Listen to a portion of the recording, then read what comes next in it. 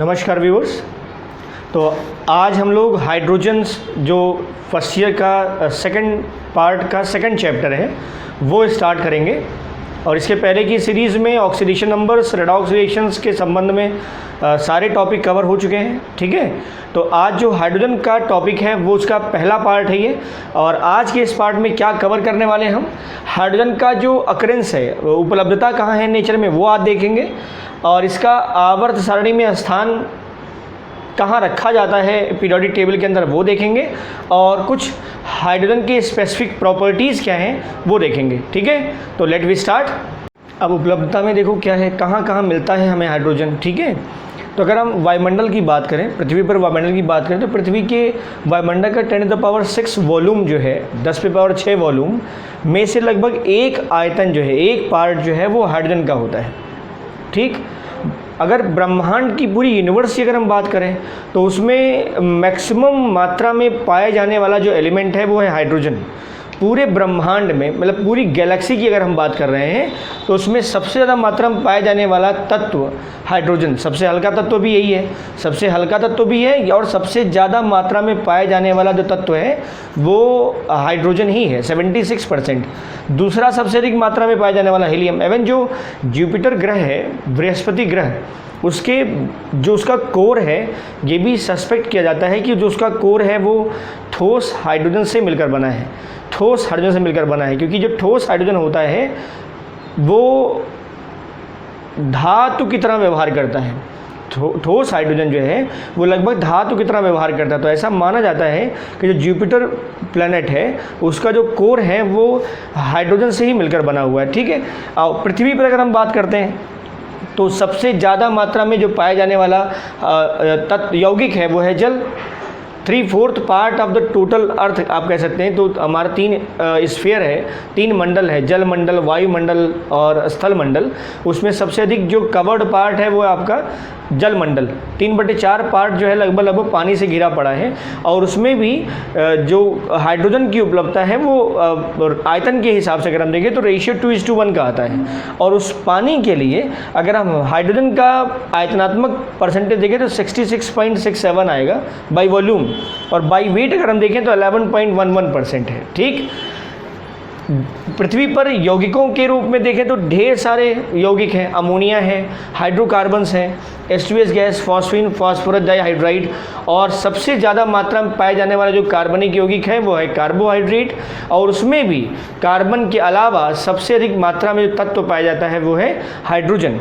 तो hydrogen abundant है universe, मतलब पृथ्वी के बाहर भी बहुत ज़्यादा मात्रा में है और पृथ्वी पर भी बहुत ज़्यादा मात्रा में पाया जाता है। ठीक, अब इसका दूसरा टॉपिक जो है वो हाइड्रोजन का स्थान है, मतलब आवर्त सारणी में हाइड्रोजन का स्थान, आवर्त सारणी में हाइड्रोजन का स्थान रखा।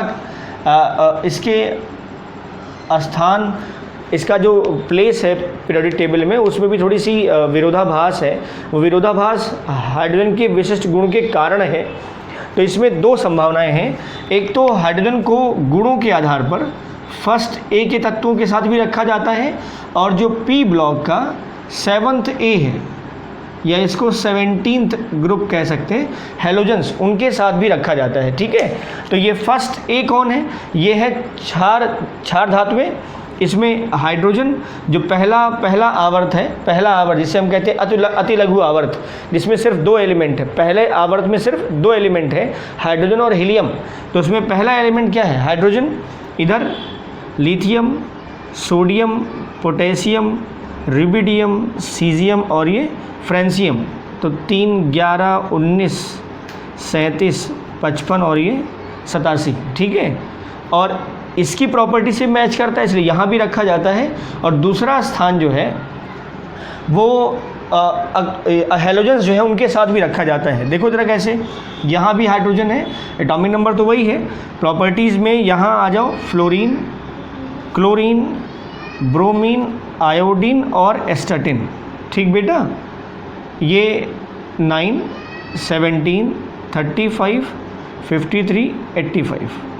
क्लियर।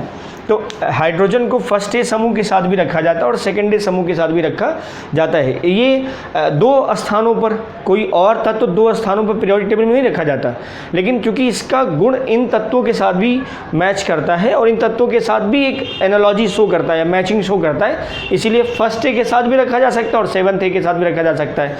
अब हम बात करेंगे कि इनके साथ कौन कौन सी प्रॉपर्टीज़ हैं जो हाइड्रोजन यहाँ सिमिलरिटी दिखाता है। देखिए बेटा, एनालॉजी विद एल्कली मेटल्स क्या है हाइड्रोजन का, ठीक है, कुछ 5-6 प्रॉपर्टीज़ हैं, ये चेक कर लेते हैं कि हाइड्रोजन और क्षार धातुओं के बीच सिमिलरिटी कौन कौन सी आती है। ठीक है, इलेक्ट्रॉनिक विन्यास देखें अगर हम, हाइड्रोजन का इलेक्ट्रॉनिक विन्यास 1s1, यहाँ लिथियम 1s2 2s1, फिर sodium 1s2 2s2 2p6 3s1, ऐसे नीचे पोटेशियम 4s1 आगे जाएगा। तो इसका अगर आप इसके इलेक्ट्रॉनिक विन्यास को इसके आउटर मोस्ट इलेक्ट्रॉनिक विन्यास से कंपेयर करें तो आपको पता चलेगा कि यहाँ पर इन तत्वों क्षार धातुओं के वाह्यतम कोष का जो इलेक्ट्रॉनिक विन्यास है वो हाइड्रोजन के इलेक्ट्रॉनिक विन्यास से समानता प्रदर्शित करता है। ठीक है, सहजता देखो इसकी, तो हाइड्रोजन की वैलेंसी देखें अगर हम तो एक होती है। क्यों एक होती है? क्योंकि इसकी तुलना अगर हम हीलियम से करें, हीलियम के सापेक्ष करें, तो हीलियम एक अक्रिय गैस है और हाइड्रोजन के बाहरी कोष में सिर्फ एक इलेक्ट्रॉन, तो इसका पहला कोष ही संयोजी कोष है। हीलियम का भी पहला कोष संयोजी कोष है, वहाँ पर 2 इलेक्ट्रॉन का विन्यास स्थायी विन्यास होता है। सेम हाइड्रोजन के साथ भी क्या है कि अगर एक इलेक्ट्रॉन है तो इसको एक इलेक्ट्रॉन कहीं से अगर गेन हो जाता है, मिल जाता है, तो ये भी हीलियम के समान स्थायी विन्यास प्राप्त कर लेगा। तो इसकी वैलेंसी कितनी? एक। लिथियम, सोडियम, पोटेशियम, इन सब के बाहरी कोष में एक एक इलेक्ट्रॉन है और ये एक इलेक्ट्रॉन को दे करके बड़ी आसानी से अपने निकटतम अक्रिय गैस का इलेक्ट्रॉनिक विन्यास या स्थायी इलेक्ट्रॉनिक विन्यास प्राप्त कर लेते हैं। जैसे लिथियम के बारे में देखें तो 2-1, ये एक इलेक्ट्रॉन अभी दे तो हीलियम का विन्यास प्राप्त कर लेगा। ऐसे सोडियम 2-8-1, अगर ये एक इलेक्ट्रॉन दे तो ये नियॉन 10 उसका स्थायी विन्यास प्राप्त कर लेगा। और अगर ये पोटेशियम 2-8-8-1 अगर दे तो ये आर्गन का इलेक्ट्रॉनिक विन्यास प्राप्त कर लेगा। तो हाइड्रोजन की वैलेंसी भी एक और क्षार धातुओं की वैलेंसी भी एक होती है। अगला देखो, धनायन बनाने की प्रवृत्ति। हाइड्रोजन जो है वो बड़ी आसानी से एक इलेक्ट्रॉन का त्याग करके H+ आयन बना लेता है। ठीक है, हाइड्रोजन H+ आयन का त्याग करके H+ आयन मतलब इलेक्ट्रॉन का त्याग करके H+ आयन बना लेता है। ये हाइड्रोजन एक इलेक्ट्रॉन दे देता है H+ आयन। हाँ, H+ आयन को हम बोलते हैं प्रोटॉन, ध्यान रखेंगे। H+ आयन को क्या बोलते हैं हम? प्रोटॉन। क्योंकि हाइड्रोजन था, हाइड्रोजन के बाहरी कोष में एक इलेक्ट्रॉन, एक ही कोष, एक इलेक्ट्रॉन और अंदर नाभिक में एक ही प्रोटॉन है, उसके पास कोई न्यूट्रॉन नहीं है। तो अगर वो इलेक्ट्रॉन निकल जाता है तो सिर्फ हाइड्रोजन का नाभिक शेष बचेगा और हाइड्रोजन के नाभिक में सिर्फ और सिर्फ एक प्रोटॉन है, इसलिए H+ आयन को हम प्रोटॉन भी कहते हैं। ठीक है, और ऐसे ही लिथियम, अब लिथियम एक इलेक्ट्रॉन का त्याग करके Li+ बना लेगा। सोडियम एक इलेक्ट्रॉन का त्याग करके Na+ आयन बना लेगा। तो धनायन बनाने की प्रवृत्ति है इनमें। क्लियर? वैद्युत धनायन गुण मतलब इलेक्ट्रोपॉजिटिविटी है, मतलब विद्युत धनात्मकता है। तो जैसे क्षार धातुएं जो हैं वो विद्युत धनात्मकता प्रदर्शित करती हैं, वैसे ही हाइड्रोजन भी विद्युत धनात्मकता प्रदर्शित करता है। अभी हम आपसे बोल रहे थे ना कि जो हाइड्रोजन है, ठोस हाइड्रोजन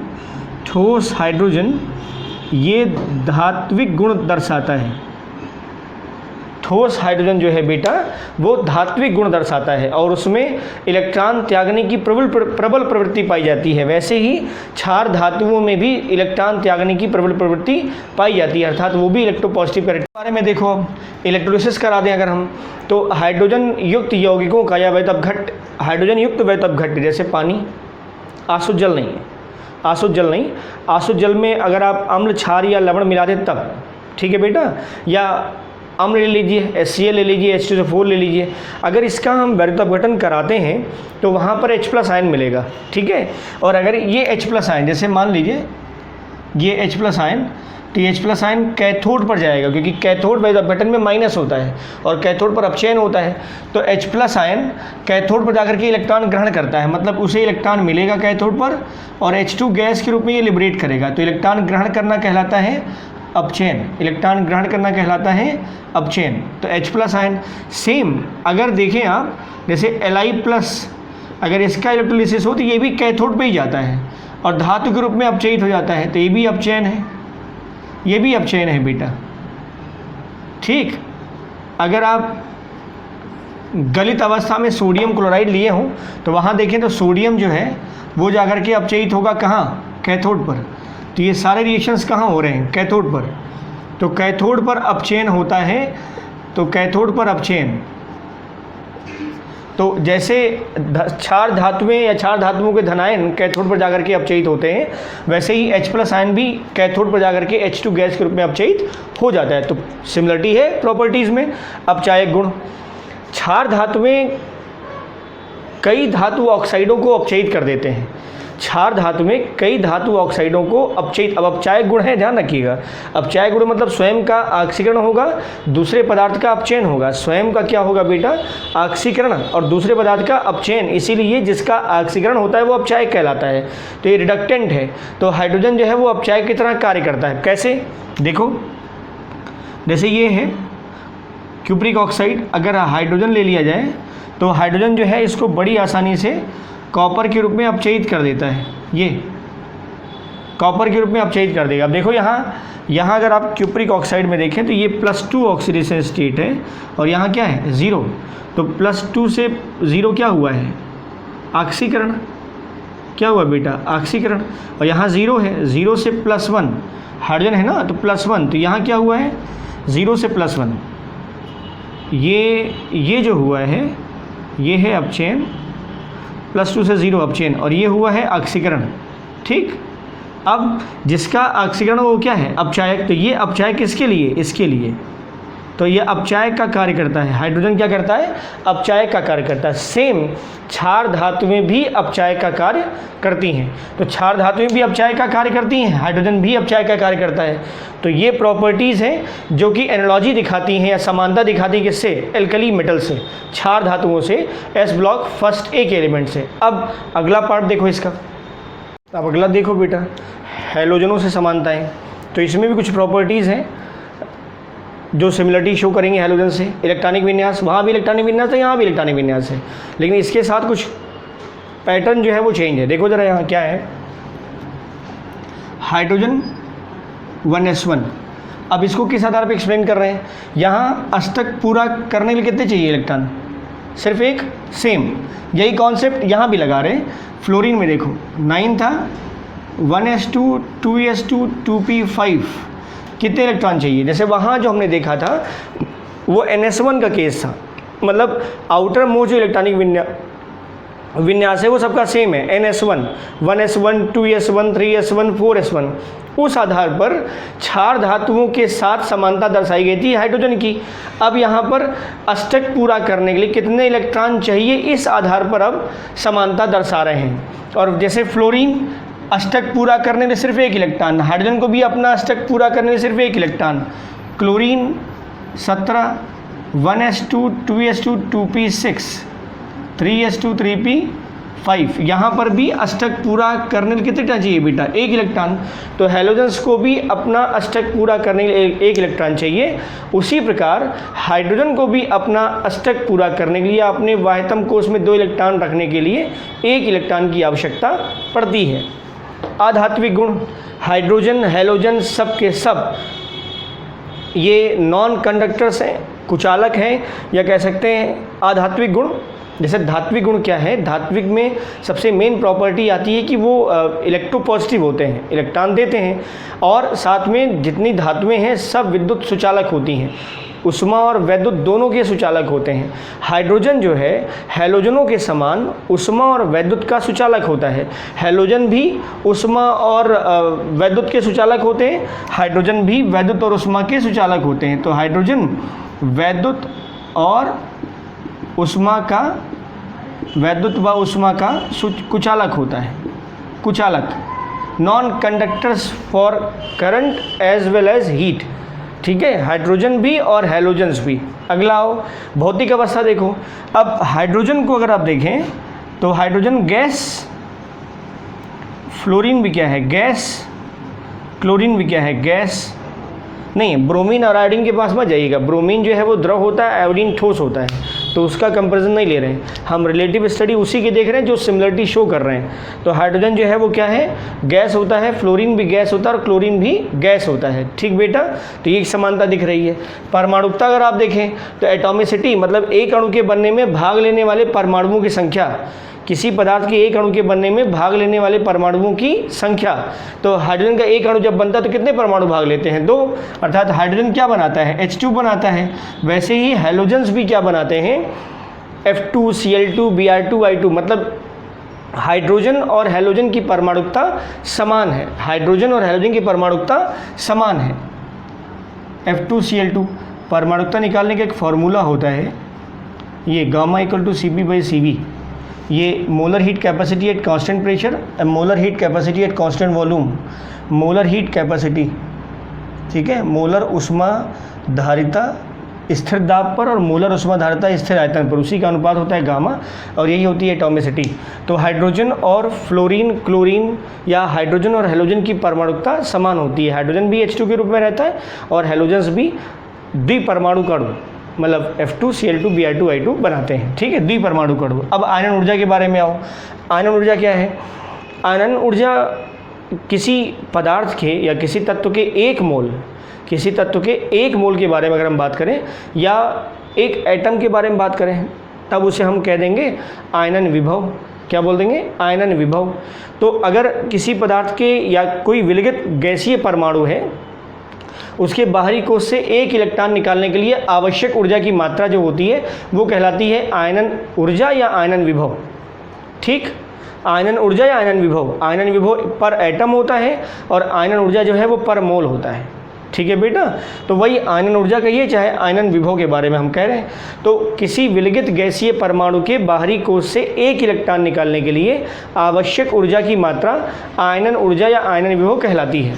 ठीक है, अब हाइड्रोजन की जो आयनन ऊर्जा होती है, फर्स्ट IP अगर आप देखें या IE देखें, प्रथम आयनन ऊर्जा है, मतलब एक इलेक्ट्रॉन है वहाँ पर। तो हाइड्रोजन के लिए जो फर्स्ट I आता है, I1 आता है, वो 13.6 इलेक्ट्रॉन वोल्ट आता है, 13.6 इलेक्ट्रॉन वोल्ट आता है। और यहीं पर फ्लोरीन का अगर आप देखें, फ्लोरीन का हम हैलोजन के साथ कंपेयर कर रहे हैं, फ्लोरीन का अगर आप देखें तो 17.4 इलेक्ट्रॉन वोल्ट आता है। और यहीं पर क्लोरीन का अगर आप देखें, क्लोरीन का IE1 चल रहा है सर, तो वो आता है 13.0 इलेक्ट्रॉन वोल्ट। तो मतलब हाइड्रोजन की जो प्रथम आयनन ऊर्जा है वो हैलोजेंस के समान है। इसकी तुलना जो है अगर हम क्षार धातुओं से करें, क्षार धातुओं से बेटा, जैसे ये लिथियम है, तो लिथियम में अगर हम देखें तो इसका जो प्रथम आयनन विभव या आयनन ऊर्जा होती है वो है 5.4 इलेक्ट्रॉन वोल्ट। ठीक, ये लिथियम का है। सोडियम का अगर आप देखो तो 5.1 इलेक्ट्रॉन वोल्ट, समझ रहे हैं आप। तो अगर आप देखें तो हाइड्रोजन की जो आयनन ऊर्जा है वो हैलोजनों से ज़्यादा समानता दर्शाती है बजाय क्षार धातुओं के। ध्यान रखिएगा, ये प्रॉपर्टी इस बिहाफ पे हम ये बोल रहे हैं, आयनन ऊर्जा के आधार पे ये बात हम कह रहे हैं कि जो हाइड्रोजन का प्रथम आयनन ऊर्जा है वो क्षार धातुओं से ज़्यादा समानता दर्शाता है, हाइड्रोजन से ज़्यादा समानता दर्शाता है, क्षार धातु समानता नहीं दर्शाता या कम दर्शाता है। 5.4 इलेक्ट्रॉन वोल्ट, ये जल्दी इलेक्ट्रॉन त्याग देते हैं, ये जल्दी इलेक्ट्रॉन त्याग देते हैं। इन सब की त्रिज्या होती है छोटी, इन सब की त्रिज्या होती है छोटी, और वैसे भी ये सब है इलेक्ट्रोनेगेटिव एलिमेंट, तो इनसे इलेक्ट्रॉन निकालने के लिए ज़्यादा ऊर्जा खर्च करनी पड़ती है। ठीक है, यहाँ आ जाओ, वैद्युत संयोजी यौगिक बनाने का गुण। तो जैसे क्षार धातुओं के समान अगर हम हाइड्रोजन की तुलना करें तो वहाँ पर भी वो यौगिक बनाता है, या क्षार धातुओं के साथ हाइड्रोजन भी यौगिक बनाता है और क्षार धातुओं के साथ हैलोजन भी यौगिक बनाता है। वैद्युत संयोजी यौगिक है ना, तो क्षार धातुएं या क्षारीय मृदा धातुएं, ये दोनों मोस्ट इलेक्ट्रोपॉजिटिव एलिमेंट्स होते हैं, तो इनके साथ हैलोजन बहुत आसानी से यौगिक बनाते हैं। और ये सब के सब यौगिक आयनिक यौगिक होते हैं। कैसे होते हैं? आयनिक यौगिक, plus minus form, NaCl, Na+Cl-, MgCl2, Mg2+Cl-। ठीक है, तो ये जो क्षार धातुएं, क्षारीय मृदा धातुएं दोनों बात कर दें तो ये हैलोजेंस के साथ आयनिक यौगिक बनाते हैं। वैसे ही हाइड्रोजन भी क्षार धातुओं के साथ या क्षारीय मृदा धातुओं के साथ आयनिक यौगिक बनाता है। देखो जैसे ये है सोडियम क्लोराइड, वैसे ही sodium hydride, same property, sodium chloride, sodium hydride, इसका नाम है बेटा सोडियम क्लोराइड, और इसका नाम हो जाएगा सोडियम हाइड्राइड। ठीक है, ऐसे ही कैल्शियम क्लोराइड हम क्षारीय मृदा धातु के साथ भी दिखा दे रहे हैं, और ऐसे हो जाएगा CaH2, तो कैल्शियम क्लोराइड, कैल्शियम हाइड्राइड। तो जैसे हैलोजन क्षार धातु या क्षारीय मृदा धातुओं के साथ आयनिक यौगिक बनाते हैं, वैसे ही हाइड्रोजन भी इन्हीं धातुओं के साथ आयनिक यौगिक बनाता है। अगला देखो, सहसंयोजी यौगिक, मतलब क्षार जो हाइड्रोजन है वो हैलोजनों के समान सहसंयोजी यौगिक भी बनाता है। जैसे देखो, जैसे कार्बन है CH4 बनता है, वैसे ही सेम CCl4। तो जैसे हैलोजन कार्बन के साथ सहसंयोजी यौगिक बनाता है, वैसे हाइड्रोजन भी कार्बन के साथ सहसंयोजी यौगिक बनाता है। ये मीथेन था, देखो सिलेन हो गया, इसे बोलते हैं सिलेन, ऐसे ये भी SiCl4। तो जैसे हैलोजन्स सहसंयोजी यौगिक बनाने का गुण रखता है, वैसे ही हाइड्रोजन भी उन्हीं तत्वों के साथ मिलकर के सहसंयोजी यौगिक बना लेता है। विस्थापन देखो, विस्थापन थोड़ा ऑर्गेनिक का पार्ट आ गया। विस्थापन का मतलब ये है कि हैलोजनों के समान इसकी सिमिलरिटी दिखा रहे हैं। अब आपको पता है कि क्लोरीनेशन ऑफ जब मीथेन करते हैं आप, क्लोरीनेशन ऑफ मीथेन मतलब मीथेन का क्लोरीनीकरण, मीथेन का क्लोरीनीकरण किसकी उपस्थिति में? सूर्य के प्रकाश की उपस्थिति में जब आप क्लोरीनीकरण करते हैं तो हाइड्रोजन का प्रतिस्थापन होता है, मुक्त मूलक प्रतिस्थापन होता है, और एक एक करके सारे हाइड्रोजन हटते जाते हैं और वहाँ क्लोरीन लग जाता है। ये दिखाता है कि हाइड्रोजन और क्लोरीन की समानता, मतलब हाइड्रोजन और क्लोरीन आपस में समरूप हैं, एक दूसरे के समान हैं। जैसे ये CH4 क्लोरीन, सनलाइट, तो CH3Cl, अगेन Cl2, सनलाइट का एक्सपोजर CH2Cl2, फिर वही क्लोरीन, सनलाइट का एक्सपोजर CSCl3, और अगेन सनलाइट, क्लोरीन, क्या बन जाएगा? CCl4। अब देखिए हाइड्रोजन के स्थान पर कौन लग रहा है? क्लोरीन। ये साफ दिख रहा है कि जैसा नेचर हाइड्रोजन का है इस रिएक्शन में, वैसा ही नेचर क्लोरीन का है, या जैसा नेचर क्लोरीन का है वैसा नेचर हाइड्रोजन का है। तो ये भी समरूपता दिखाई दे रही है, ये भी एक प्रकार की एनालॉजी, एनालॉगस प्रॉपर्टी दिखाई दे रही है। ठीक है। व्यर्थ अपघटन का व्यवहार, यहाँ देखो जरा, अगर जो हैलोजन्स के व्यर्थ अपघट्य होते हैं जैसे NaCl, अगर इसका व्यर्थ अपघटन हम करें, जैसे मान लो ये हम ले लें गलित NaCl का व्यर्थ अपघटन